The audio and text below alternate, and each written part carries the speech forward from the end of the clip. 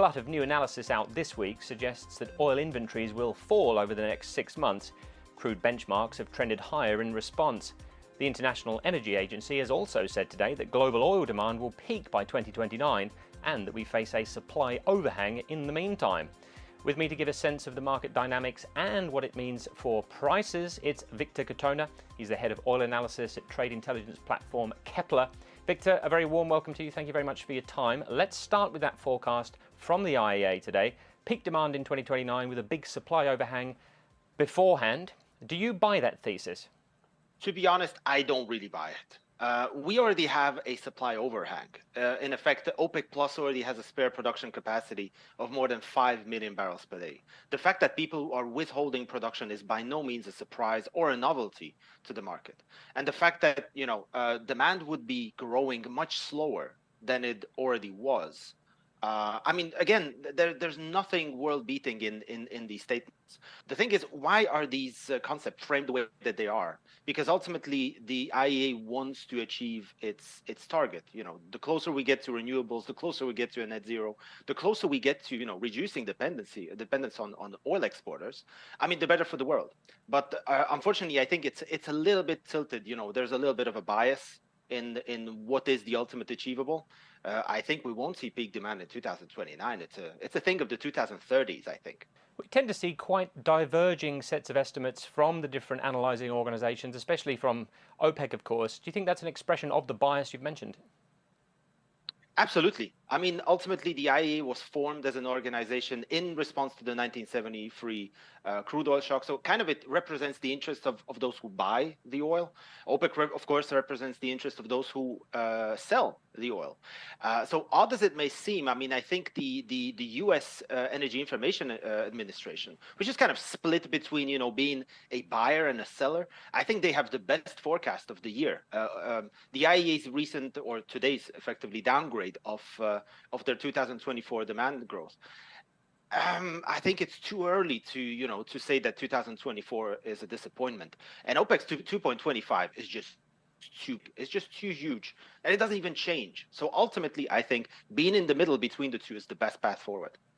Well, let's focus on what's slightly nearer at hand, certainly in the sense of time, and that's Brent and WTI, both up again today. They've been rising for the last week or so after a heavy slump last week. Victor, do you expect the gains to continue?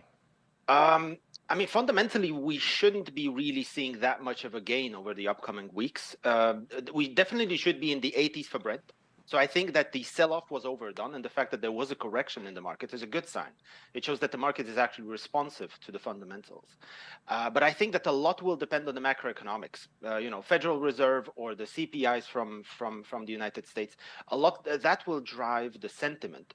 But I think we'll be trending sideways for a couple of weeks until we feel a little bit of that summer heat. Maybe we test 85 for Brent on a sustainable basis, and that's where we pretty much will remain for the remainder of the year. I don't really see oil spikes. It just doesn't feel that strong for an oil spike. Some summer heat would be very welcome, Victor. Let's zoom in on a specific story. Singapore is about to receive its first fuel oil cargo from Nigeria's Dangote refinery. Dangote will be by far the biggest refinery in Africa and indeed Europe once it's fully up to speed. What effect do you see that refinery having on the wider market? We know there's been quite a lot of interest in its gasoline exports.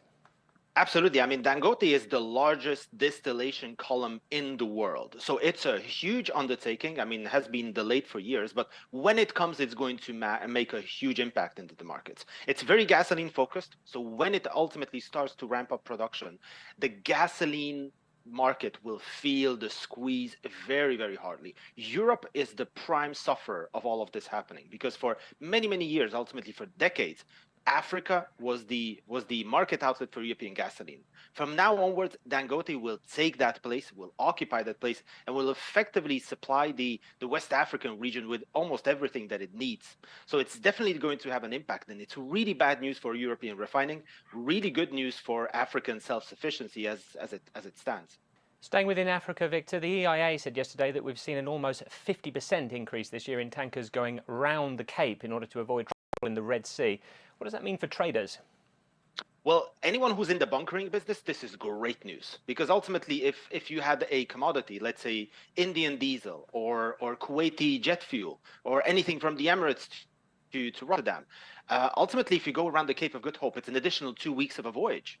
You just consume more. The voyages are longer. Tanker availability isn't really the same as it used to be when the Suez Canal was the main conduit. So this is really good for anyone who's in the shipping industry. I think we have seen the effect on the shipping industry over the course of 2024. This is really good for anyone who's in bunkering or who ultimately wants to trade fuel oil, because fuel oil has been the best performing product of May, I would say, of recent weeks. And it definitely has a lasting impact because everything has gotten much longer, and security of or safety of supply right now takes prevalence over the quickness, over the swiftness of delivery. Say 3-4 years ago, someone would tell you this, you wouldn't believe it. Right now, that's the case. People prefer the safety rather than being quickly at the point of destination. Kepler's Victor Katona, thank you very much indeed for your thoughts today.